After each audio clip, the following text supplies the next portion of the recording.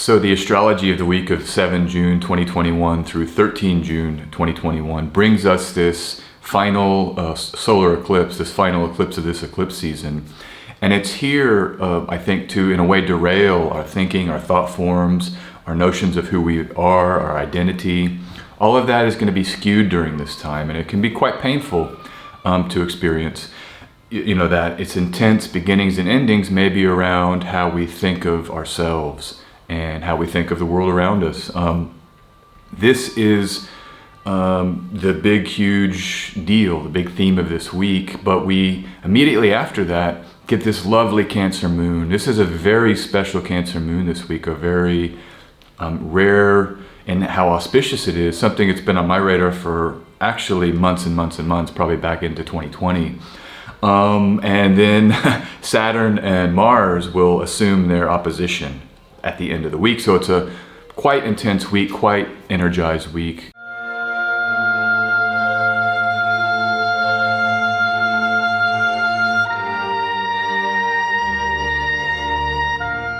Let's get into the aspects and take a look at what what the week's going to bring in a more specific detail. So yeah, like I said, I mean, this has been a real doozy of a time, hasn't it? And I've talked to so many people on social media, in my client work, just many people are feeling an intensity. And this is what can happen during eclipse season. I find that second eclipse is the eclipse when, you know, we sort of go to pieces because we've been in this intense nodal energy since, you know, late May. Then the moon was eclipsed in Sagittarius, and then we had 2 weeks waiting for this solar eclipse. So, like I said, we're moving towards the finishing, the second eclipse of the cycle, and it can be a longer, drawn-out drain during eclipse season. That's why we call it an eclipse season. We don't take them separately. We usually view them as a period of time because they always come in pairs or sometimes a third eclipse, and they're connected to each other by an axis, a zodiacal axis. This came up in a reading this week, having that axis as a way to understand your eclipse story is very important because they always come in pairs. So let's say you're on third house, ninth house eclipses.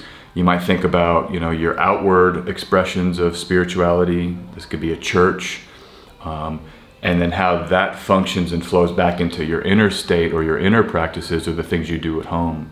That's just one example of a shared signification of that axis that's supportive of each other. That's why they are considered an axis. And you'll see this in a lot of astrology books. Astrologers will handle signs in pairs or houses in pairs to understand this interplay of signification. But the point here is that, yeah, eclipse season, we're in this finishing phase, and it is like a endurance test, you know, and that's why I think in particular this week there is a lot of just fatigue and confusion. Of course, there's a lot of other intense aspects happening with Mars being weak in Cancer, that moon now coming into Taurus. As I sit here, the moon's in Taurus, squaring Saturn in Aquarius, and then Mercury Retrograde. I mean, the Mercury Retrograde itself brings a sense of fatigue and blockage, especially if Mercury's ruling, like the sun, the moon, any of the angles, or if it's activated by various timing techniques, that itself can bring a sense of fatigue and drain.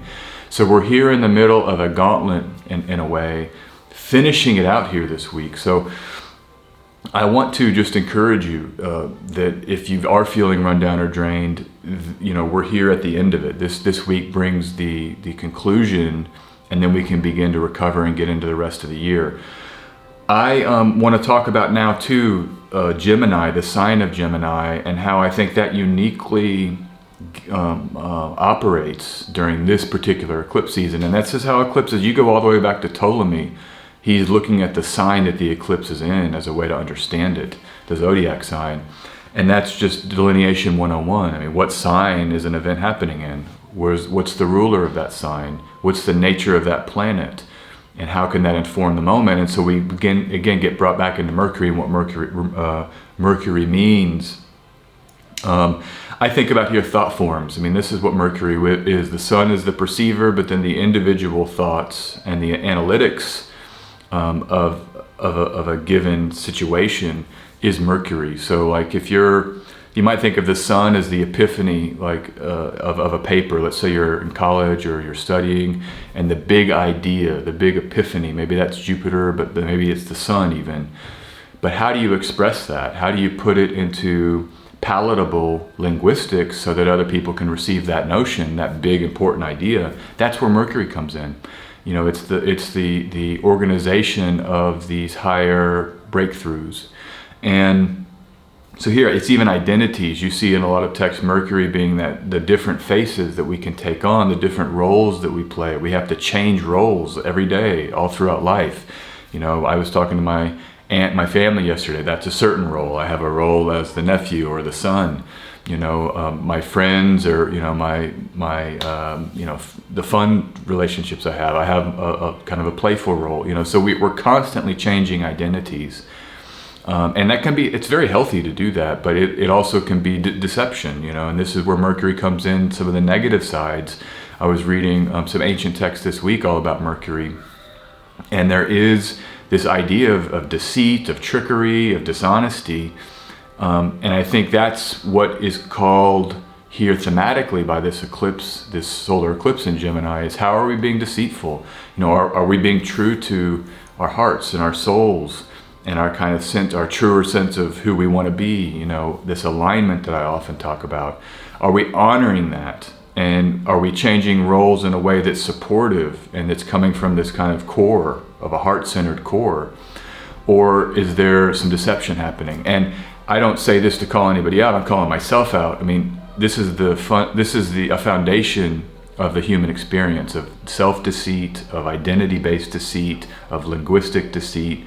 I mean, it's part of the suffering of this realm. I mean, maturation requires exploring different identities, of sloughing off cultural and familial identities that we were given and that were embedded in us, but that maybe now it's time to let go of. So this isn't to shame anybody. It's to honor and acknowledge this human, you know, incarnation and these obstacles that are embedded in it. And that's why the zodiac is so beautiful and astrology is so beautiful, because it's a mapping of many different energies. I mean, 12 signs, that's a lot, you know, 12 houses with some different significations, that's a lot.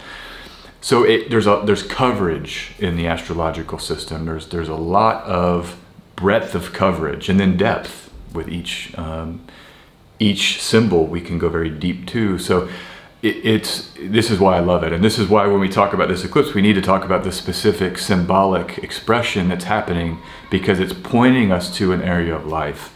And so, you know, I think also about fun and games. Mercury can be that playful fun and games. I've got these children playing here on Sunday in the apartment I'm in now.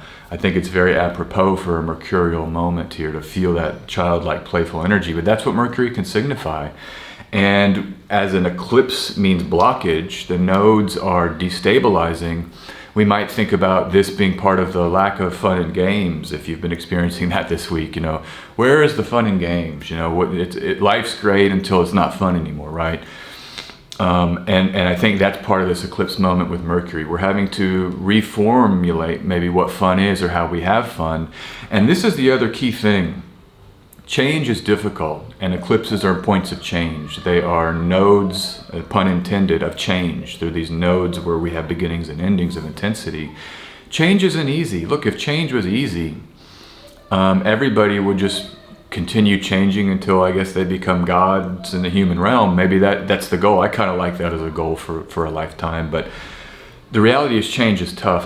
My favorite analogy of this is that plant, it has to break the case for it to bloom. I mean, it's breaking of what was formerly a case gets broken open.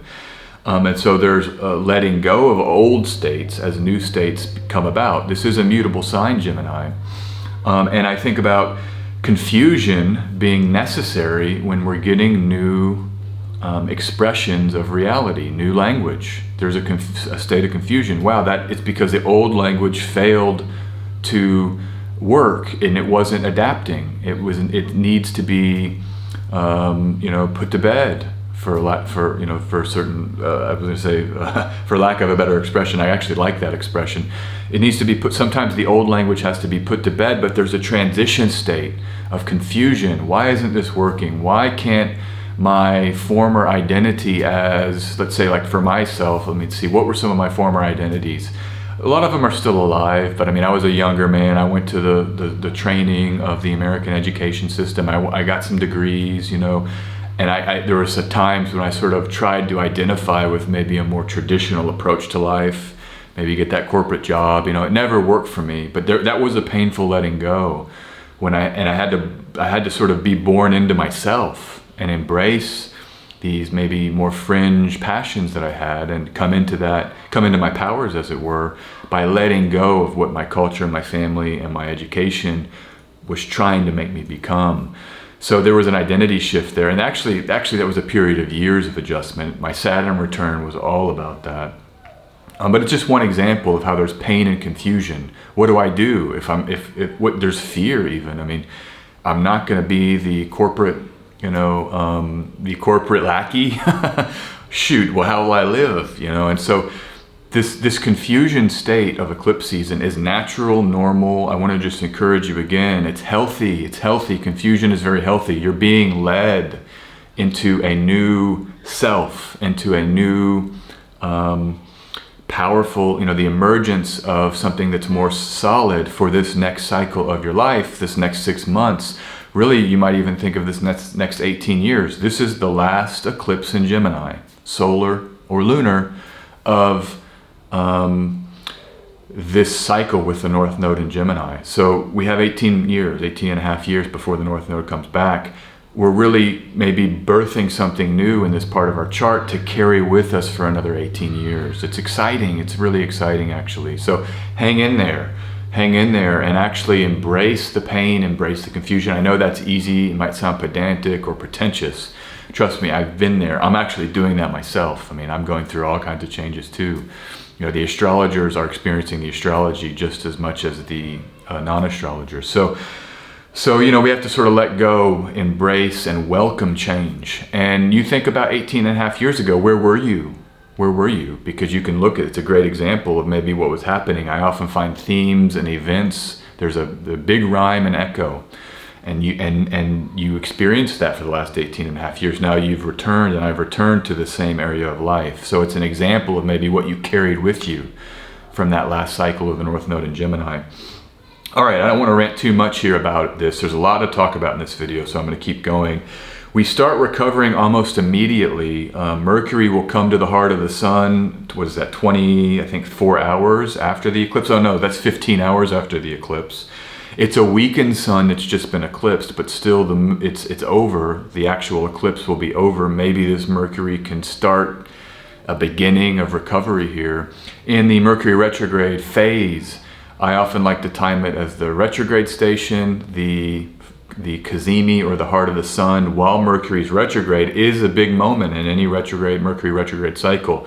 And actually sometimes the post that first conjunction with the sun, that retrograde can start coming in and resolving. And then you have the direct station as maybe the formal ending of Mercury retrograde. Of course, people then like to do the shadow periods. My thing with shadow periods, I'm not against them. I think you're still in the same degrees of the zodiac, so parts of that chart are going to be hit.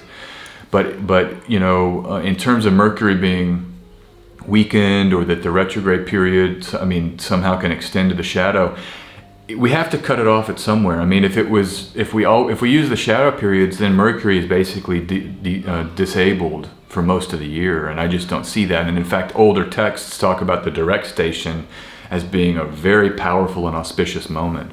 So we get a very powerful Mercury upon the direct station, and then it starts moving forward and getting fast again. So I'm not as much of a shadow guy, but that's an aside. The point here is that this week we do begin that Mercury-Sun conjunction, that first maybe level of relief during the Mercury retrograde, and it happens 15 hours after the solar eclipse. Then the moon will change signs, and we get this wonderful Cancer moon that I'm going to talk all about here in a second. But the other big story this week with the non-moon transits is that Mars comes into Leo here also on the day after the eclipse. That's the 11th, so Friday. And this sets up the Mars-Saturn opposition that will be defining the next 6 weeks. I'm not going to deep dive into that here because it's going to be with us. And there's so much to talk about in this video. I'm going to save that probably for next week. Maybe when that Leo moon kicks off next week, I'll talk more about the Mars-Saturn. Just to say here, fiery Mars in a day sign. That's a lot of fire.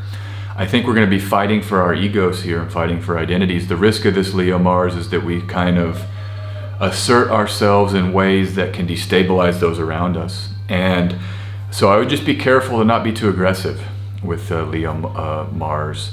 And of course, when it's opposite the Saturn in Aquarius, Saturn's going to win that battle every day of the week. Saturn's powerful in Aquarius. The moon, Mars is peregrine in Leo, and not in the sign of its nature, of its sect, which would be the night sign. So it's a little fiery and active. I think the risk here is we get too fiery, and then we butt up against those structures that are going to teach us a lesson when we get too aggressive with leading with our sense of identity.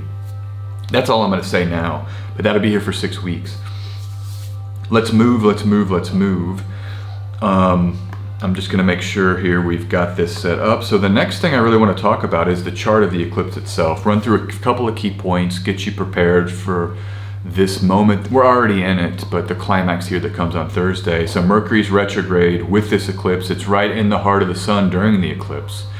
It is within a degree of the eclipse. So Mercury gets caught up in this eclipse moment. And I don't think during the eclipse this is going to be auspicious at all for Mercury. Eclipses are probably the most inauspicious event we have in astrology. All the way back to the beginning of the most ancient astrological writings we have. They all say eclipse is dangerous, watch out, careful. And when you have planets caught up so closely like this in that eclipse moment, it just, for me, on Thursday, I will not be doing much. Especially during this eclipse. I'm going to try to maybe I won't say any words. Maybe I'll just turn off my tweeting, my social media, and do a silent few hours. Done a lot of silent retreats, by the way. Silence, it's such a beautiful, beautiful thing to give yourself if you've never done that. A day or two of silence. Don't say a word, don't communicate to anybody, and you can gain a huge intimacy with yourself. That's an aside. Let me come back to this. So these Mercury problems may even be more pronounced during the eclipse, I'm afraid. That's my read of it, at least. You've got a retrograde Mercury. It's already blocked. The thinking, the writing, the thoughts. You've got it now close to a solar eclipse that's being blotted out by the moon, the sun being blotted out by the moon. So I would just be extra careful this week with, if you're having to engage in writing and business and thought, try to turn everything down to a minimum. Only do what you must do to survive.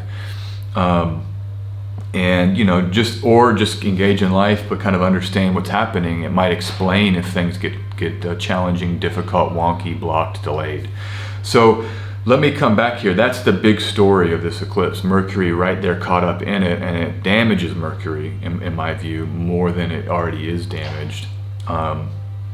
And so I've been tweeting this week, when you're a traditional astrologer like myself, I focus mainly on the 7 traditional planets. Of course, I work with or a lot of planetary points that aren't the 7 traditional planets, but my main work and focus is those planets. I tweet about stuff, and of course people want to come in and always remind me of what's happening with these outer planets, and I don't mind it. I like it, actually, because when I get a lot of people tweeting about the same point to me, when I have a traditional planet idea and they come in, 3 or 4 people remind me, hey, but what about this, it actually keys me into when things are more important. Because look at Neptune here. Everybody's been telling me about Neptune.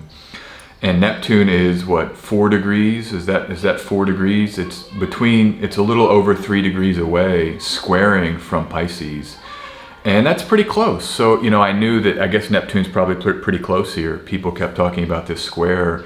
In the ancient system, when an aspect gets within 3 degrees, that's when we key into its importance. This is over 3 degrees, but pretty close. So I wouldn't deny that Neptune is playing a big role right now. And I think that we can think about the square. For me, when I work with Neptune, Uranus, Pluto, I put in a separate category, but if I was going to work with Pluto, Ceres, Eris, Make, and the other dwarfs, I do think that the conjunction and the opposition, when it's very, very close, and then that square I would put in there as maybe a tier below the conjunction and opposition. The conjunction is the primary one. If this eclipse were like at 23 Pisces, I think we did have it wasn't an eclipse, but it was a new moon or about a few months ago, very close to Neptune, and I did talk about it because that conjunction with the outer, to me, is the one that's the most important. I treat them more like fixed stars, where you have a conjunction with the fixed stars being the most important thing. But yeah, many people mention this square, so I'm just going to throw it in. What is Neptune? Druggy, confusion. It's cracking open limitation. It's this diffusion into nothingness, or to the great expanse of life. And that certainly can be how a Mercury retrograde during a solar eclipse can feel this. Maybe it's the harsher side of that, of losing a sense of who we are. All the things I spoke about earlier in terms of identity and transition and confusion when we're moving into new identities, that's certainly a Neptune signification. And by the way, this is a great example of how you can remove the outers and still get the themes just by looking at the 7 traditional planets. I mean, Mercury retrograde near a solar eclipse is very much a Neptune theme in Gemini, right? Ideas. So I'm not against them. Let me just be clear. I think they're useful. I encourage their use if people are moved. For me, the main determinative factor for what astrologers should use is what they're moved to use by their heart space and their heart center and their guides or their just inner wisdom. You got to go with what you're called to work with. And I love astrologers that are called to, become experts in Neptune and Uranus and Pluto and Ceres and Eris and Humea and Make. So I encourage it 120%, let me be clear. All right, let me come back to the other point I wanted to make about this eclipse chart. The rulers, and I use as primary rulers, term ruler, and domicile are kind of my go-to, and then I do think exaltation ruler. There's no exaltation ruler of Gemini, but the term ruler is Mars weak in Cancer, not making an aspect to the eclipse. So Mars can't support, the term ruler can't support. The domicile ruler Mercury is right with the Sun, but weak in retrograde. It's almost like they're all suffering in the home together, with Mercury being weakened. So the rulers of this eclipse are not offering very much support, and I think that can explain even more so the feelings that folks have been going through this week with confusion and drain. These are weakened planets. They're not powerful. They're drained of their power. I mean, that's to say, I'm saying that all in the same way here, but and that you might feel drained of your power as a result. So just go with it. I mean, I do think being in the Mercury ruled Gemini, the fact that it's all happening there and Mercury is in Gemini, I do think there probably can be long-term silver linings here. That's why I'm so encouraging of kind of let what's being born be born through confusion, through disjointedness. Something will come out of this. And it's part of my hopeful nature as an astrologer too. When I see a planet in its own domicile, we do have a great mitigation, no matter what else is happening. So I think that can be something to lean into, but there is a lot more challenge with the Mercury retrograde. Okay, let me not repeat that over and over again. Let me come now to the next slide here. This is the fixed stars that are present during an eclipse. I find them to be so symbolically potent, this syzygy, as they often are. But there's 2 of them here I want to point out. The first one is this star called Nihal, and it's in the Lepus constellation. It's a little bunny rabbit. You can see it there. This is the Sidney Hall, they're public domain, but these are the Sidney Hall illustrations. It's in the bunny rabbit constellation Lepus, and you have, it's in that right arm of the bunny rabbit. Bunny rabbits are bouncing around, right? You can't catch them. They're very, very hard to catch. You might say hare, you might say just rabbit. I like bunny rabbit. Hey, that's my playful Gemini Mercury nature for this eclipse. But so you've got the rabbit being triggered, and the symbolism of this rabbit, which we'll talk all about. That's the fixed star Nihal, 10 degree minutes from the eclipse. The second fixed star is a set of them. The Hoadi, Hoadus 1 and Hoadus 2. And it's these little the goat. It's the children of the goat, of Capella, or not Capella. So Aruga is the constellation. In this constellation, you have the sea goat that is being held by the warrior here, the herdsman. There's different names for this guy, but the sea goat is being held there. Not the sea goat, the Olean goat. It's this little goat. In the mythology, this goat is said to have nurtured Jupiter. The sea goat's Capricorn, so to exclude that. But it's this goat that was nurturing Jupiter with its milk. But the goat has little babies. They're also being nurtured here. These two fixed stars, the Hoadi, are the babies. And so I want to just say about these two myths. The first one is the rabbit. It's an amazing myth. This is for Lepus. These folks brought rabbits to the island. They wanted to raise them. The rabbits went berserk by propagating themselves, through reproduction. There's this old joke. People are, lascivious like rabbits. Rabbits really do breed, and they can breed. They reproduce themselves, and they can grow exponentially. So this is what this myth is about. They brought the rabbits to the island. The rabbits reproduced, and then they ate all the food, and they had to kill all the rabbits. I find this interesting because right now in Australia there is a mice infestation, which it's the same thing. When an animal grows too much, it can eat and destroy, and that's what happens in this myth around the constellation Lepus. And the other thing is that if you go back up to the Hoadi, the fixed stars Hoadis, the Hoadis, it's part of their myth too, Mercury, and it's this idea of reproduction. Mercury is associated with the Hoadis. Mercury is a planet also associated with the Lepus constellation and the fixed star there. And Mercury can very much be about a lot of children, and that high activity. The breeding part of it, though, is something that I want to bring in as it relates to the mind, because this is something I often talk about related to the element of air. You see this often in the tarot, the air element, or the swords, some of the most difficult cards in the tarot. And the reason, I think, is because the mind is a weapon that we use against ourselves. Thoughts unrestrained are very, very damaging. And I think this is where that dark side of Gemini comes in, and those darker significations of Mercury being kind of a liar and a cheater, because you can really harm with misusing language and thought form. And so this is the proper place of the thinking mind, I think, is the key point that these fixed stars are asking us to consider. Do we let the mind run wild? Do we let the thoughts go insane and map a future of all the potentials, all the horrific things that might happen?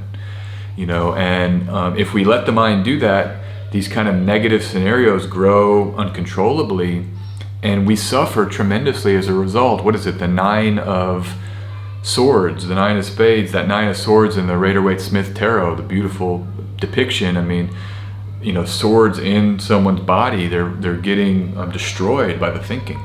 The Ten of Swords, that next card, where it's just defeat from the mind.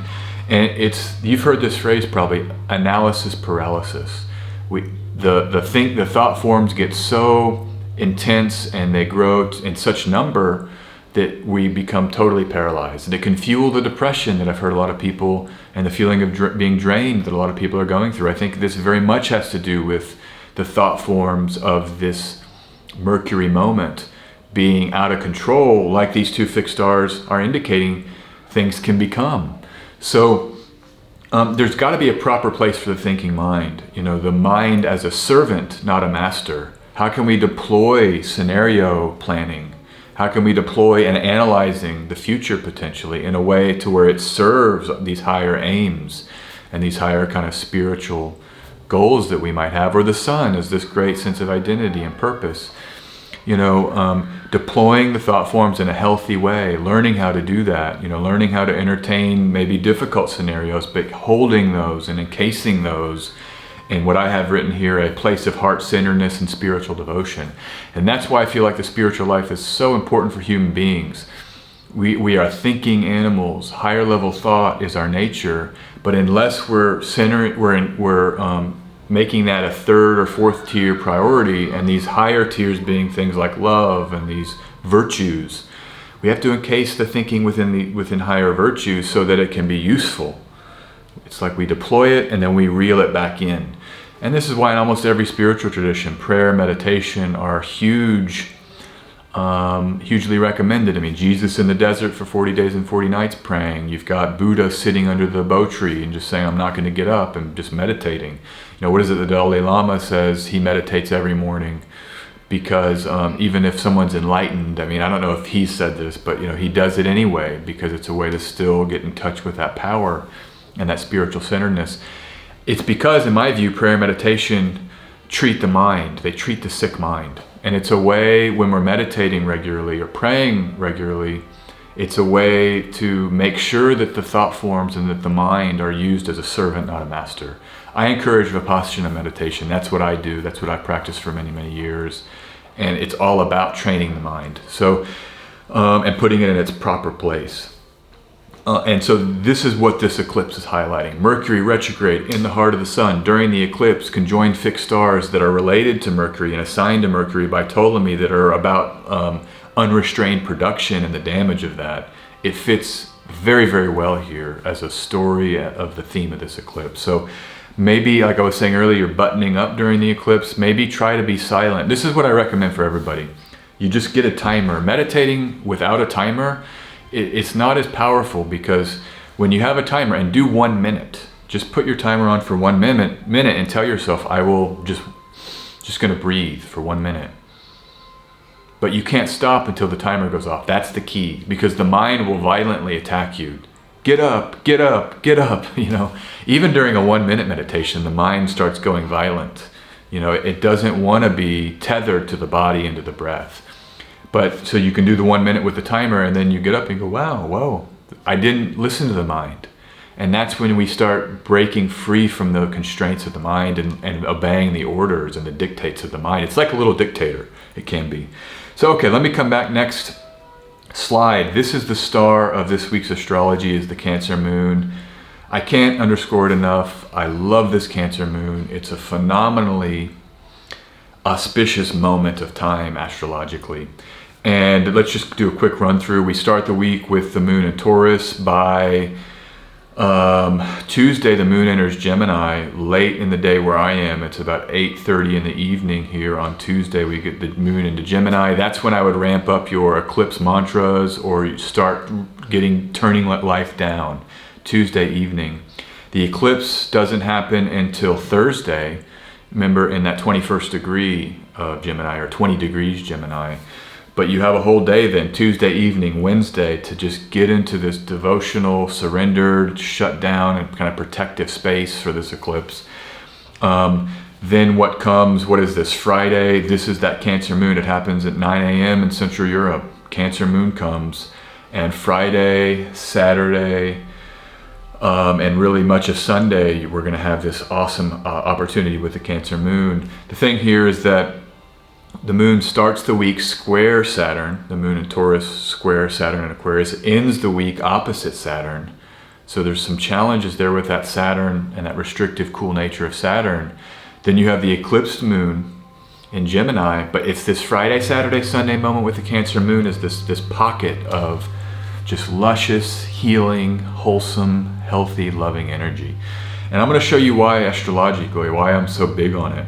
I've got here, this is the safe homecoming transit we'll need after the jarring confusion of a Mercury retrograde, you know, with the eclipse. And this is, Cancer is the sign of home. This is this homecoming. Think about if you've been struggling out there. Like when you were a kid, I remember when I was in high school, and it was all talk about identity problems in high school. Just I was so drugged out, to be honest. I was drug addled as a high schooler. I suffered, seriously, I was suffering from chemical dependency as a high school person. And I would go out and party all night for days, all weekend, and I remember coming back, my dad, he's a Gemini sun actually, he would be there, he would like give me vitamins, he was very nurturing, he was like this Cancer energy for me.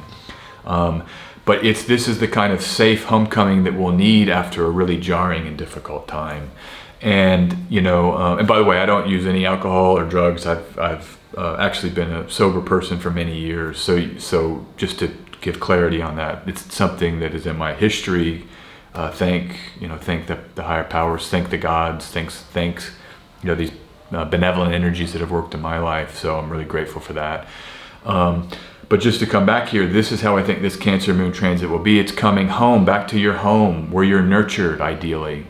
And you've been out in the world, maybe throttled and challenged, and you get to come home to those nurturing people and nurturing objects and things like the food, maybe cook a meal that you like.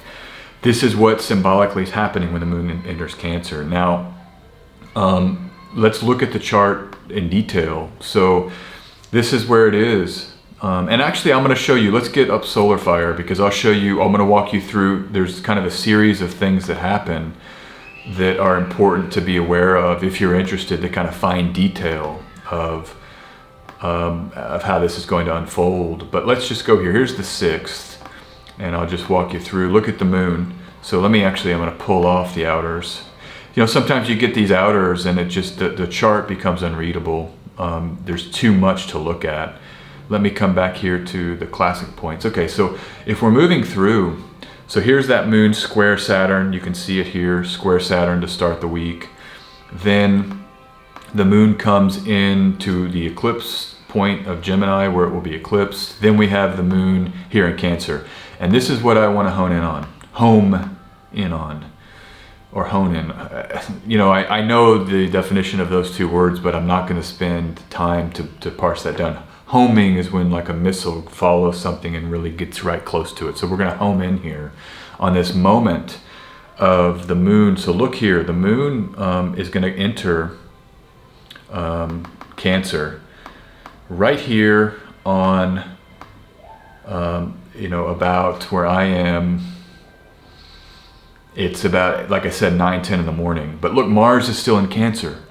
So we're still going to have that martial co-presence for the first moments of the moon in Cancer. But this is another feature why that ingress of Mars is so powerful.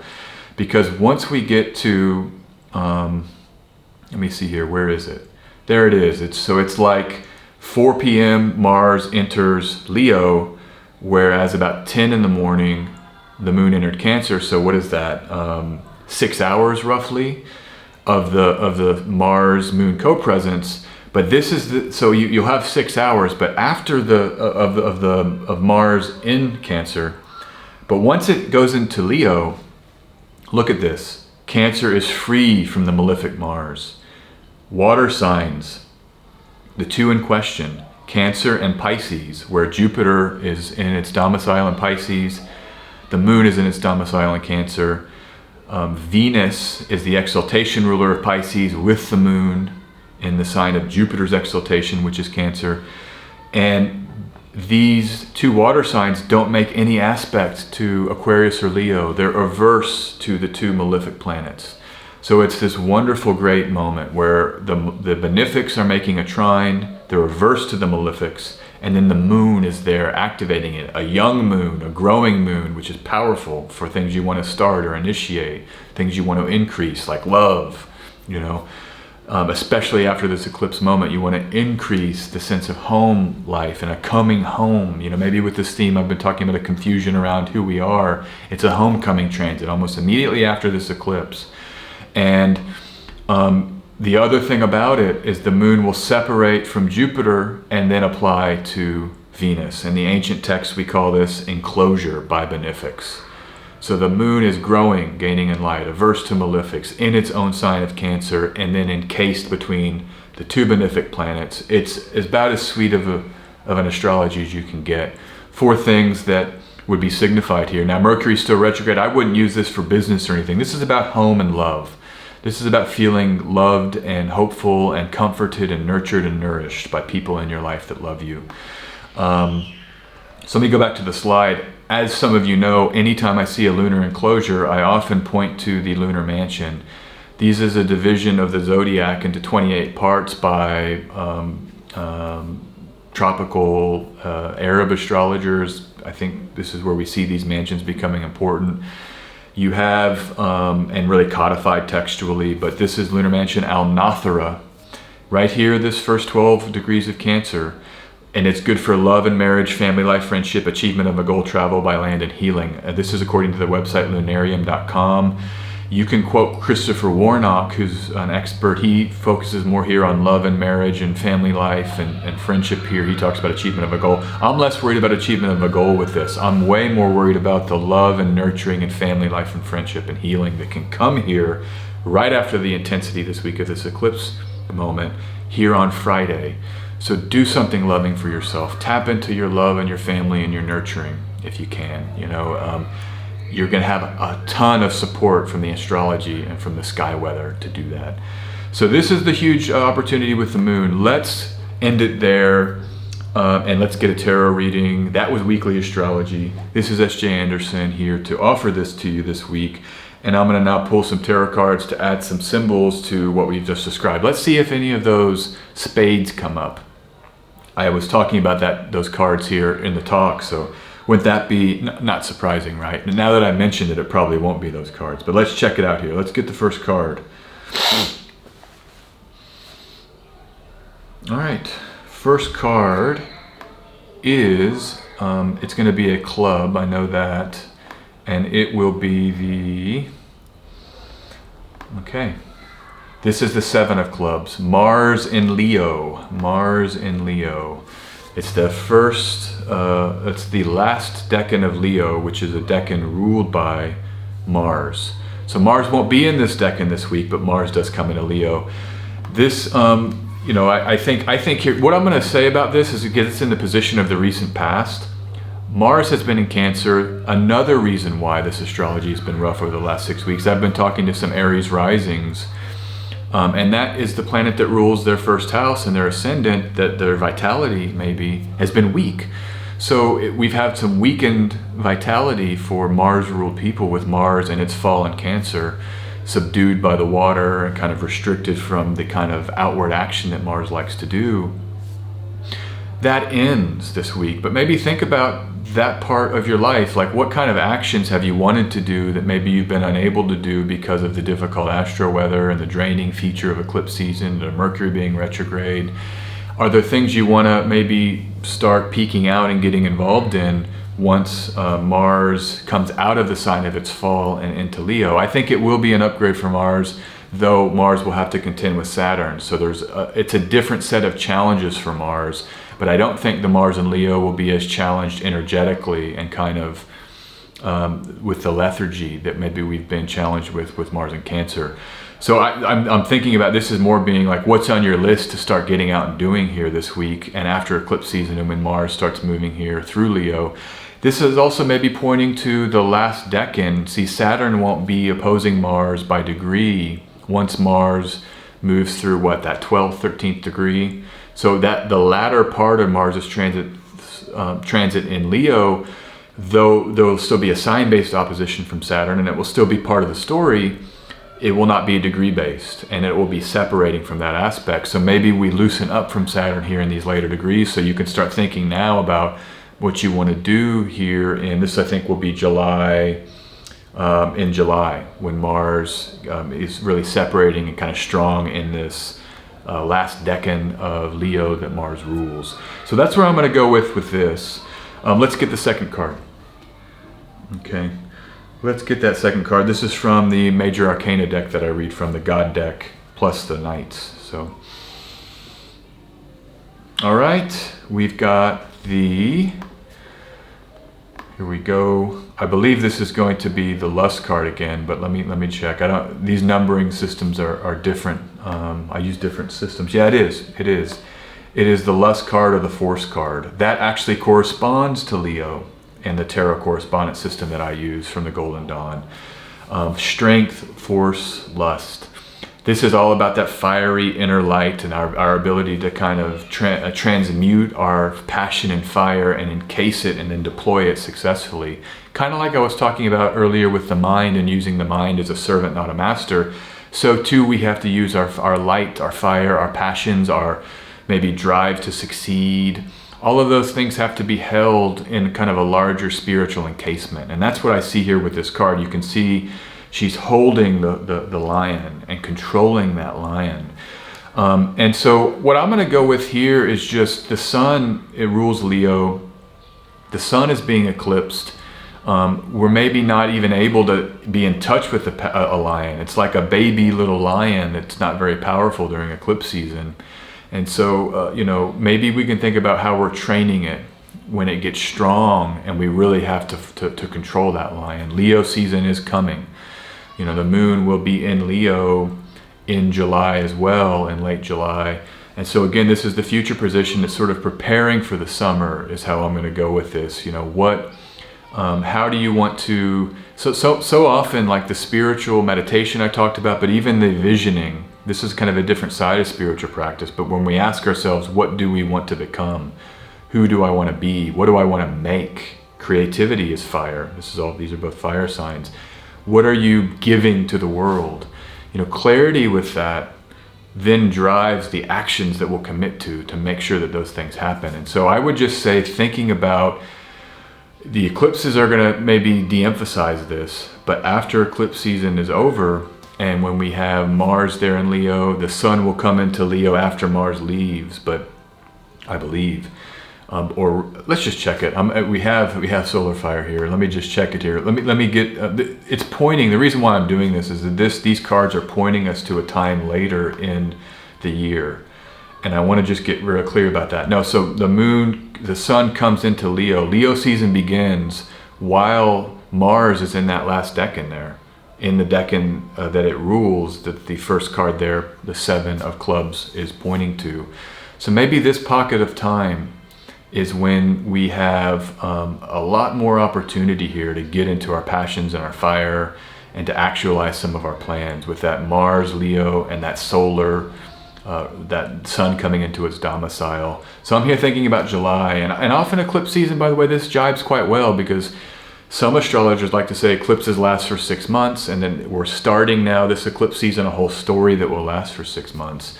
I'm not so sure I go with that model, but I do think that it's certainly setting up this period with the sun in Leo and Mars in Leo will be in a moment there in your chart where you still have the nodal operation in Gemini. So the nodes are kind of the backdrop operation here for this transit. And that part of your life where the nodes have been operating, that Gemini Sagittarius sector, is the context by which you might want to be actualizing some solar, creative, passionate plans here with all this energy that's coming in July.